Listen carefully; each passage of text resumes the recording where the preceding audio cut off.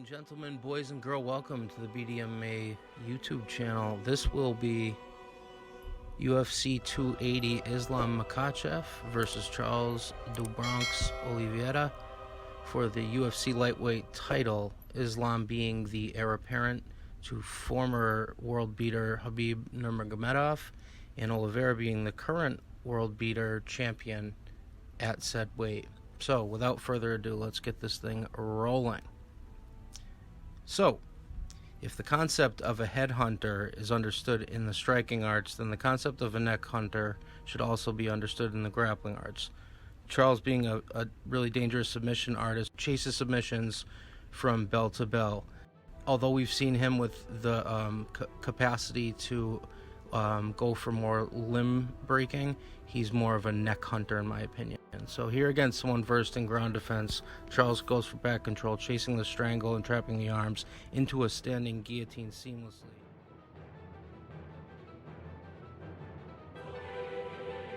Here Charles recognizes the loss of back control and intelligently switches his left arm into head control, eventually transitioning into a standing guillotine.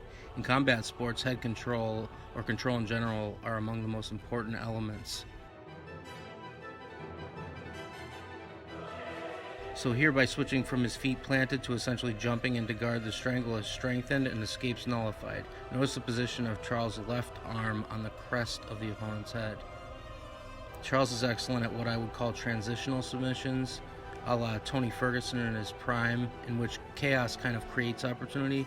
So here's the defense of a single leg takedown attempt. Charles intelligently gets his left arm over and around and grabs the chin strap of the opponent before connecting his hands. Guillotines of this nature are difficult to escape and quick to the finish, as the neck's carotid arteries are pressured on both sides without obstacle. Someone at Islam's skill level could possibly prevent this by freeing up hips and moving to Charles' side. A Von Flue choke, for example, would be a common counter to a guillotine of this nature, especially from half guard like that. And here's a good example of the importance of transitional speed, just in general, but in a grappling context. The opponent stands up, going to be taken back down, and immediately Charles regrounds the opponent and sets his hooks in one kind of fell swoop. And as I alluded to prior, the concept of neck hunting is pretty apparent. Part of what makes Charles not only exciting to watch for fans, but dangerous for any opponent really, is his caution to the wind musings and constant pressure via forward movement. In most, if not all, of his recent fights, Charlie Olives has taken damage, but returned damage, and certainly capitalized on his own offense, in which he created. Noteworthy in regards to the upcoming fight versus Islam, Charles has faced opponents who, even when dropping or hurting him, were not willing to engage on the ground really. So this kind of luxury, if you will, it's not going to be afforded to him by someone like Islam, who, I mean, the big kind of de-measuring contest of this fight is really who's better on the ground, who's the better grappler. So more specifically, if Islam somehow hurts Charles to this extent that Gaethje did, not only will he follow him to the ground, but his incredibly heavy top game normally results in either damage or submission. And if not, probably a round ending with him still maintaining dominance from top position. Islam's notoriously heavy-hipped, etc., etc. And Gaethje made a habit of this, and he was landing some clean punches. The thing with moving forward, as Charles does, and wanting to clinch in close quarters might end up like that. Former ADCC winner Davi Ramos. Further evidence of Gaethje's avoidance of going to the ground here. Charles pulls guard. I mean, from that position, Islam is not going to be stagnant, I assure you.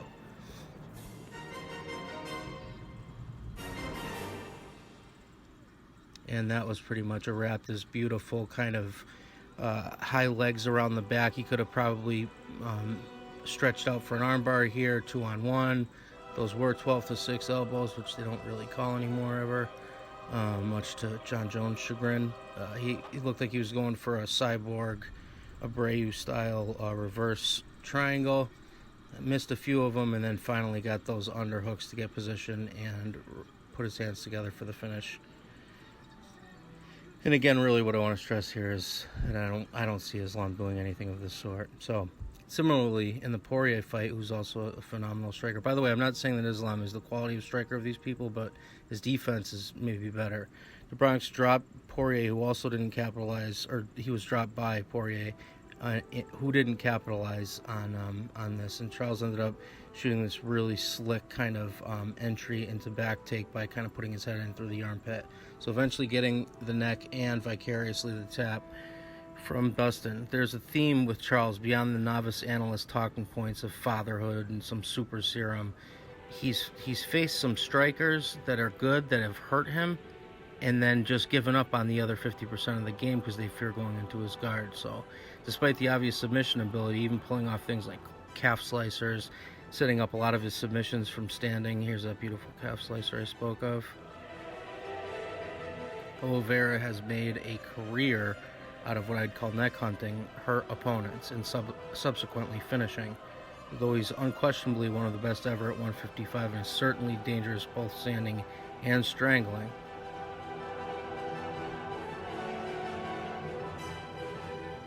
In this standing Dar setup here, you can kind of see it was brilliant. He has a cross hip block like you normally would to defend knees, and instead uses that to wrap around the Dar when he puts his left hand over the head and then kind of rolls over as though he's doing a sumagaishi, which is something I'll cover more with Islam. So it's difficult for me to dismiss the admitted striker first, who I used to know personally, Paul Felder, not just defeating Charles, but avoiding a myriad of submission attempts, attacking Charles on the ground. And surely Paul himself would agree that Islam is a far superior grappler. But Charles, despite attempting darces, chokes, etc., this isn't ancient history. This is 2017. And I'd contrast that with Islam's one loss coming in 2015. So there's a valid argument that he hasn't been hit all that flush since, ergo his great defensive, his great striking defense, I should say. Let's see, Paul over and over is getting out of submissions. And he's Daniel Gracie trained. I mean, it's not as though Paul's a fool, and he hurt him there with the elbow, but he was following him to the ground, putting pressure on Charles. And breaking and not breaking are subjective. So some would argue that Paul out-grappled or even bested Charles on the ground, passing his guard and doing tremendous damage. You never see great MMA guard players, say a Fabricio Verdum, or more recently like a Paul Craig, taking that kind of damage from full guard, really. And also there's evidence even recently of Charles not being able to submit opponents that still have their wherewithal. For example, the kind of non-break of El Kakui, who I understand is a freak and probably has a freakish tolerance for pain, but end of the round, he even got the arm into the kind of armpit. That's the silver fox armbar, the shotgun, if you will.